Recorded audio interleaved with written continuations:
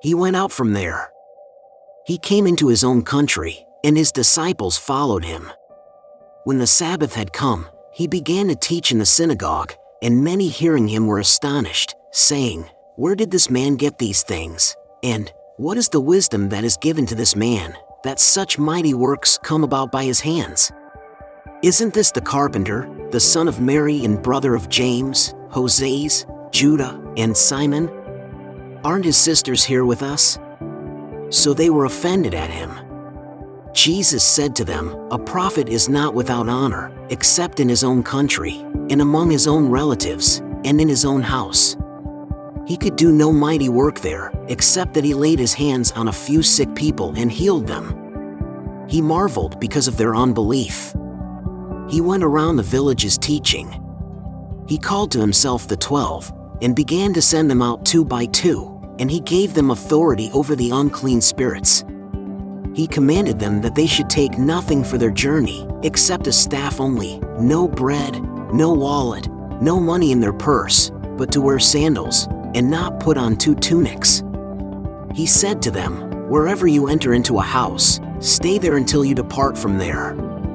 Whoever will not receive you nor hear you, as you depart from there, shake off the dust that is under your feet for a testimony against them. Assuredly, I tell you, it will be more tolerable for Sodom and Gomorrah in the day of judgment than for that city." They went out and preached that people should repent. They cast out many demons, and anointed many with oil who were sick and healed them. King Herod heard this, for his name had become known, and he said, "John the Baptizer has risen from the dead, and therefore these powers are at work in him." But others said, "He is Elijah." Others said, "He is a prophet, or like one of the prophets." But Herod, when he heard this, said, "This is John, whom I beheaded. He is risen from the dead." For Herod himself had sent out and arrested John and bound him in prison for the sake of Herodias, his brother Philip's wife, for he had married her. For John had said to Herod, "It is not lawful for you to have your brother's wife." Herodias set herself against him and desired to kill him, but she couldn't, for Herod feared John, knowing that he was a righteous and holy man, and kept him safe. When he heard him, he did many things, and he heard him gladly. Then a convenient day came when Herod on his birthday made a supper for his nobles, the high officers, and the chief men of Galilee. When the daughter of Herodias herself came in and danced, she pleased Herod and those sitting with him. The king said to the young lady, "Ask me whatever you want, and I will give it to you." He swore to her, "Whatever you ask of me, I will give you, up to half of my kingdom." She went out and said to her mother, "What shall I ask?" She said, "The head of John the Baptizer." She came in immediately with haste to the king and requested, "I want you to give me right now the head of John the Baptizer on a platter." The king was exceedingly sorry, but for the sake of his oaths and of his dinner guests, he didn't wish to refuse her. Immediately the king sent out a soldier of his guard and commanded to bring John's head, and he went and beheaded him in the prison, and brought his head on a platter, and gave it to the young lady, and the young lady gave it to her mother. When his disciples heard this, they came and took up his corpse and laid it in a tomb.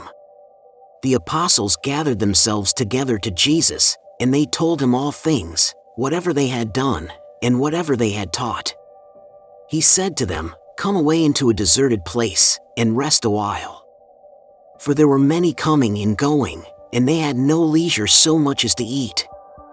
They went away in the boat to a deserted place by themselves. They saw them going, and many recognized him and ran there on foot from all the cities. They arrived before them and came together to him. Jesus came out, saw a great multitude, and he had compassion on them because they were like sheep without a shepherd, and he began to teach them many things. When it was late in the day, his disciples came to him and said, "This place is deserted, and it is late in the day. Send them away, that they may go into the surrounding country and villages and buy themselves bread, for they have nothing to eat." But he answered them, "You give them something to eat." They asked him, "Shall we go and buy 200 denarii worth of bread and give them something to eat?" He said to them, "How many loaves do you have? Go see." When they knew, they said, "5, and 2 fish." He commanded them that everyone should sit down in groups on the green grass. They sat down in ranks, by hundreds and by 50s. He took the 5 loaves and the 2 fish, and looking up to heaven, he blessed and broke the loaves, and he gave to his disciples to set before them, and he divided the 2 fish among them all. They all ate and were filled.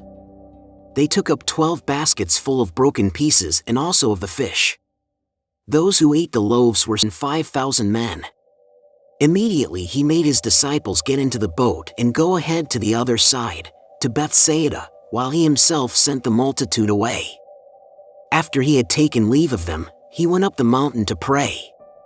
When evening had come, the boat was in the middle of the sea, and he was alone on the land. Seeing them distressed and rowing, for the wind was contrary to them, about the 4th watch of the night he came to them, walking on the sea, and he would have passed by them, but they, when they saw him walking on the sea, supposed that it was a ghost, and cried out, for they all saw him and were troubled. But he immediately spoke with them and said to them, "Cheer up. It is I. Don't be afraid." He got into the boat with them, and the wind ceased, and they were very amazed among themselves, and marveled, for they hadn't understood about the loaves, but their hearts were hardened. When they had crossed over, they came to land at Gennesaret and moored to the shore. When they had come out of the boat, immediately the people recognized him, and ran around that whole region, and began to bring those who were sick on their mats to where they heard he was. Wherever he entered, into villages, or into cities, or into the country, they laid the sick in the marketplaces and begged him that they might just touch the fringe of his garment, and as many as touched him were made well.